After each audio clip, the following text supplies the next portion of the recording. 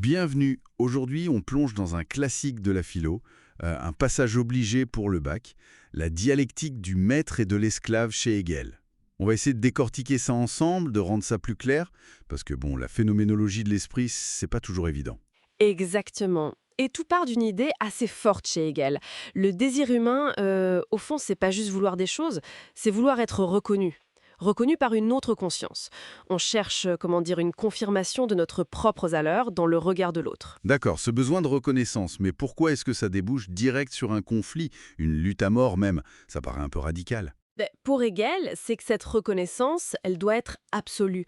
Chacun veut prouver à l'autre qu'il est plus qu'un simple corps, plus qu'un animal. Il veut affirmer sa liberté, sa conscience de soi. Et pour ça, il est prêt à risquer sa vie. C'est ça la lutte à mort, hein. Montrer que la reconnaissance, l'idée qu'on se fait de soi, vaut plus que la vie biologique. Ah oui, je vois. C'est une question de statut, de liberté, poussée vraiment à l'extrême. Et c'est de là qu'émergent les deux figures, le maître et l'esclave. C'est ça. Celui qui a eu le courage, disons, d'aller jusqu'au bout, qui a risqué sa vie sans flancher, devient le maître. Il est reconnu, en apparence du moins. Et l'autre, celui qui a eu peur, qui a préféré sauver sa peau, il devient l'esclave. Sa vie est sauve, mais il n'est pas reconnu comme une conscience pleinement libre par le maître. Ok, donc on a une relation de domination qui s'installe. Le maître profite, l'esclave travaille. Ça semble assez simple, non? En surface, oui. Le maître jouit de la vie, des objets, mais attention, c'est par l'esclave. C'est l'esclave qui est en prise directe avec la matière qui la transforme. Le maître, lui, ne fait que consommer le résultat. Sa relation au monde est médiatisée. Il dépend du travail de l'autre. D'accord, je comprends mieux cette médiation. Et c'est là justement que les choses se compliquent, que la situation va se retourner. C'est le rôle du travail. Tout à fait. C'est le moment clé de la dialectique. L'esclave, en travaillant, en façonnant la nature, il ne fait pas que produire des choses pour le maître, il se produit lui-même. Il apprend à maîtriser la matière, mais aussi ses propres désirs immédiats. Il suit un projet, il impose une forme. Et dans l'objet qu'il crée, il voit le reflet de sa propre intelligence, de sa propre action. Il prend conscience de lui-même comme force créatrice. C'est quand même étonnant, ça. Du coup, c'est dans la soumission, dans le travail contraint, que l'esclave trouve une forme de liberté intérieure, une conscience de soi. Précisément, c'est ça le paradoxe hégélien, pendant que l'esclave se forme et s'élève en quelque sorte par son travail. Hmm. Le maître, lui, il s'enferme.